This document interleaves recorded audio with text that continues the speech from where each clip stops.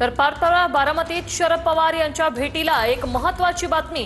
पार्थ पवार हे बारामतीत शरद पवार यांच्या भेटीसाठी पोहोचलेले आहेत। आताची महत्त्वाची बातमी, या शपथविधीबद्दल मला काहीही माहिती नव्हतं, मी अनभिज्ञ होतो असं शरद पवार यांनी म्हटलं। आणि आता ही दृश्य आपण पाहतोय, पार्थ पवार हे बारामतीत शरद पवार यांच्या भेटीसाठी गेलेले आहेत। अजित पवारांच्या अस्थि विसर्जनानंतर पवार कुटुंबियांशी कोणता संपर्क झाला नाही असंही शरद पवार यांनी म्हटलं होतं। आणि आताची ही जी दृश्य आहेत, आताची लेटेस्ट अपडेट, पार्थ पवार बारामतीत शरद पवार यांच्या भेटीसाठी पोहोचलेले आहेत।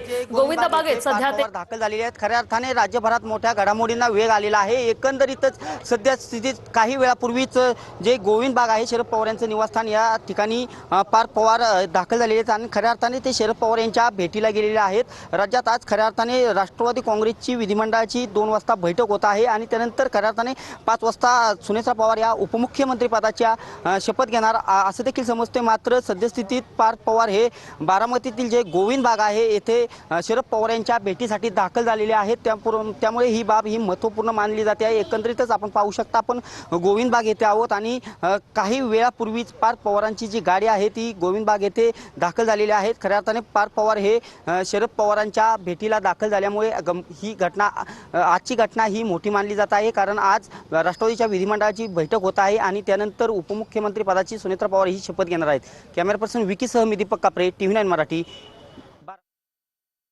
तर एकीकडे विधिमंडळाची बैठक होते, गटनेतेपद निवडला जाणार आहे, तर दुसरीकडे उपमुख्यमंत्री पदाची शपथ ही घेतली जाणार आहे सायंकाळी 5 वाजता सुनेत्रा पवार यांच्याकडून। तर दुसरीकडे पार्थ पवार हे शरद पवारांच्या भेटीसाठी गेलेले आहेत। विलिनीकरणाच्या चर्चांमध्ये आता खंड पडलाय असं शरद पवार यांनी म्हटलं होतं। पत्रकार परिषद त्यांनी घेतली, सकाळीच त्यांनी पत्रकारांसोबत संवाद साधलेला आहे आणि त्यात त्यांनी हे वक्तव्य केलंय। आणि आता आपण पाहतोय, पार्थ पवार हे शरद पवार यांच्या भेटीसाठी पोहोचलेले आहेत। सुनेत्रा पवार या सध्या मुंबईतील देवगिरी बंगल्यावर आहेत। 2 वाजता राष्ट्रवादीच्या या सर्व नेत्यांची बैठक होणार आहे आणि त्यानंतर सायंकाळी 5 वाजता शपथविधी सोहळा होणार आहे। त्यापूर्वी ही मोठी घडामोड घडलेली आहे। पार्थ पवार बारामतीत शरद पवार यांच्या गोविंद बाग या निवासस्थानी सध्या पोहोचलेले आहेत। शरद पवार यांची ते भेट घेणार आहेत। शरद पवार देखील थोड्या वेळात मुंबईसाठी निघणार असं कळत होतं, मात्र त्यापूर्वीच पार्थ पवार हे बारामतीत शरद पवार यांच्या भेटीसाठी गेलेले आहेत।